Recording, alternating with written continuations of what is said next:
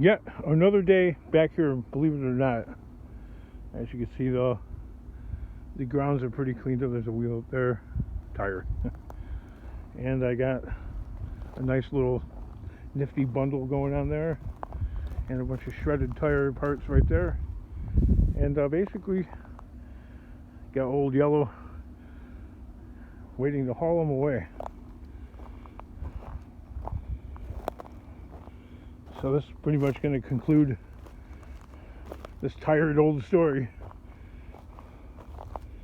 There's a lot of like these dangerous tree part things like sticking out of the ground. They could, if you trip and fall, it could actually impale you and seriously injure you, or possibly even kill you. It's a little bit more dangerous than it looks on TV. YouTube. I keep tripping over these things too.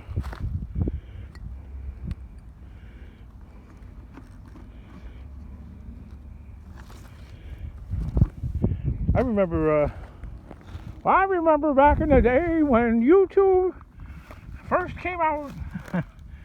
And this one channel me and my son used to watch was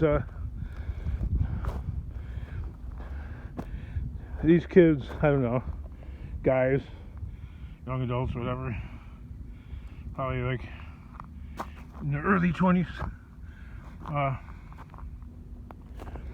you know, taking scrap microwaves that still work, and they would put different type of items in there, and the microwave would like end up blowing apart.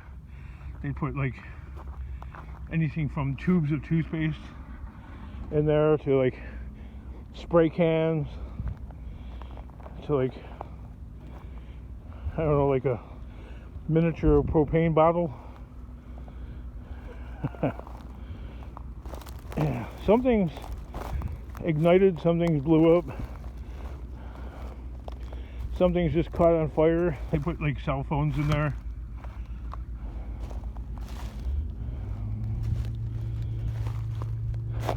The cell phone would start glowing, and once the battery caught on fire, that was it for the microwave. It's that lithium ion battery. That's a hot fire. I wonder if that channel could still be found, or if it's still exists. I just can't remember the name of it. Well, it was two guys, and they would hide behind like a fence or a wall or whatnot. They're gonna hide behind whatnot.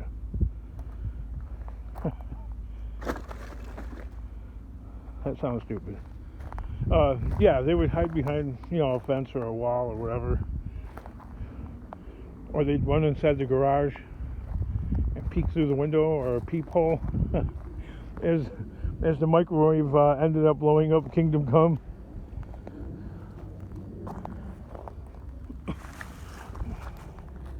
Funny how the microwave blew up to Kingdom Come, but I never found that microwave had Kingdom. Ha ha ha ha ha ha ha ha. Insert stupid joke here.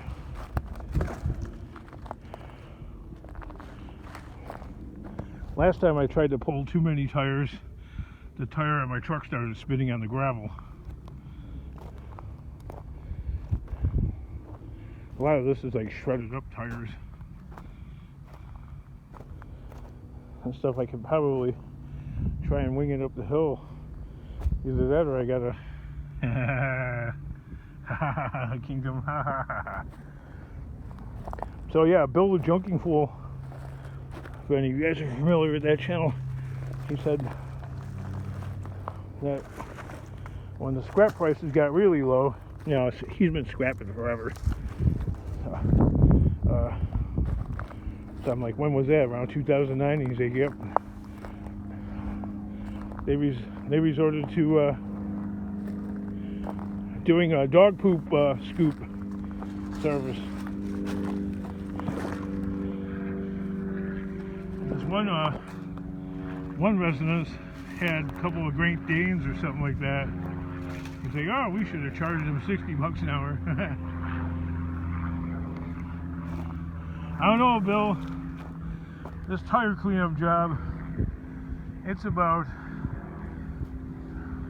I want to say it's worse than the dog poop. We'll switch.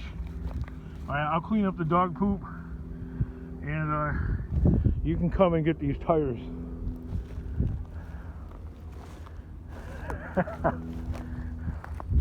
Because I swear to God, even though these tires don't really smell,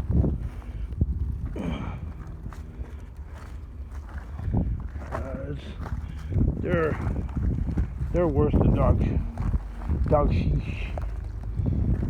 They really are. Dog sheesh.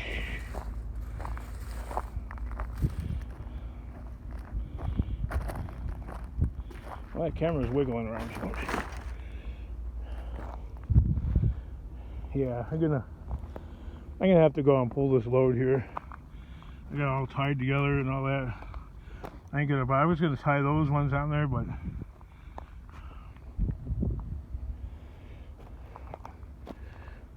seriously, I gotta finish this job today. Yeah.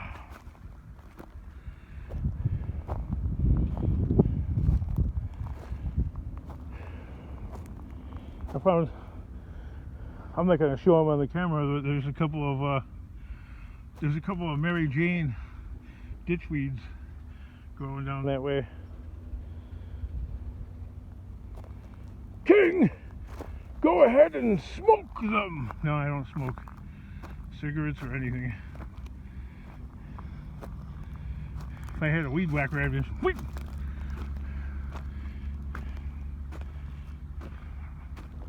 Kind of makes you wonder, like, how did something like that get down there in the first place? Unless when this area was all covered in like them kind of trees right there, maybe it was like a stoner hangout, a place to dump tires and whatnot. Like down there in the hole over there, there's a whole lot of whatnot down there. So maybe them stoners were smoking their blunts and they dropped some seeds.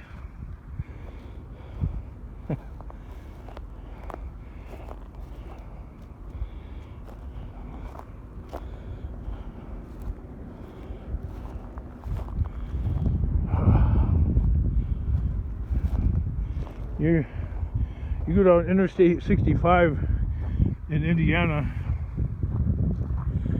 and just past what do they call that? It's some kind of wild European brush. Buckthorn, yeah. Just beyond the buckthorn, I guess. There's a lot of ditchweed growing, man.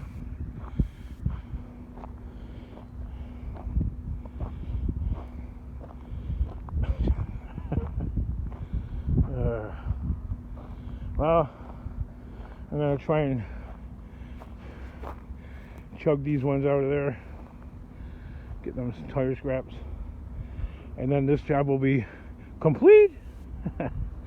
YouTube.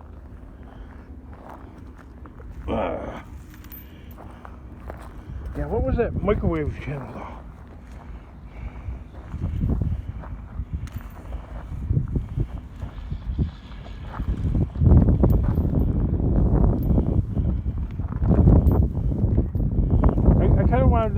I wanted to start a YouTube channel way back then, but then I kind of like,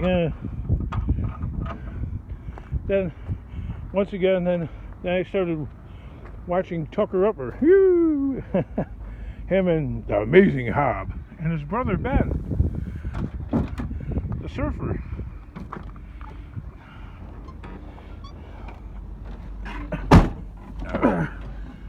And I fell in love with YouTube once again.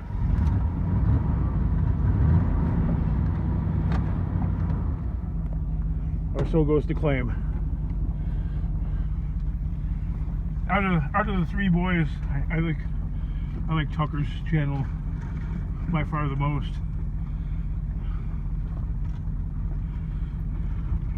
And even though I don't surf or anything like that, I think I like Ben Gravy's channel the second most, and then the Amazing Hob, the Hobster, the Amazing Hob.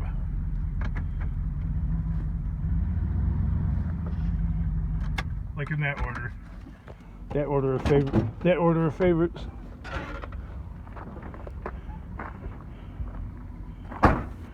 Because Tucker kind of reminds me of like if I had like a little baby brother, or if I had a kid when I was really young. My own boy. So it could go either way like that.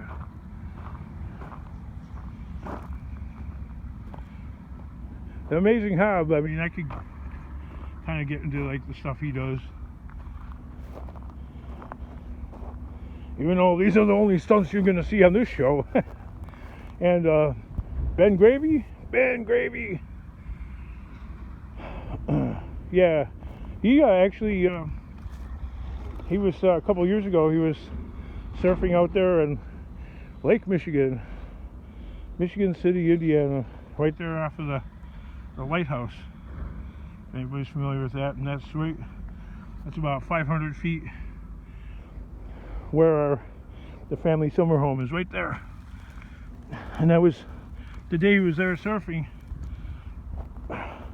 We were just there, so we just missed him. Me and the girls, like 2 or 3 years ago. Missed him by that much. Yeah, surfing off that pier in Michigan City though, that's really, I mean, he always says that word, gnarly. That's really gnarly. You kind of don't really want to do that.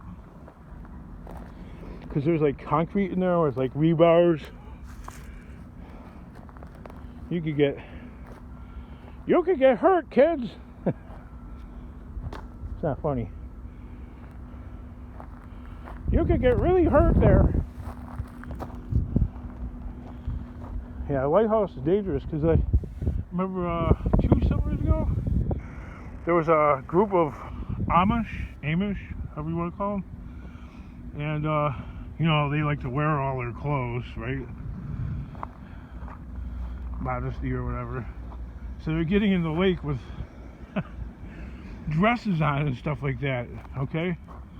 The women are, you know, and the guys, they got their shirts and their pants on, no shoes. But yeah, all them clothes, I think a couple of them drowned. That was just like 2 years, right there at the pier. They went for, so every year, how many people drown in the Great Lakes? I heard some statistic, like 600 people drown in all the Great Lakes put together. I think Lake Michigan is actually one of the worst because of the incredible riptide, which you usually only find in oceans. But you know, you get the rip current,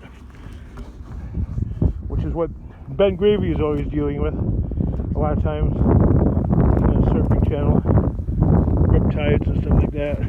But an experienced surfer like him, a semi-pro,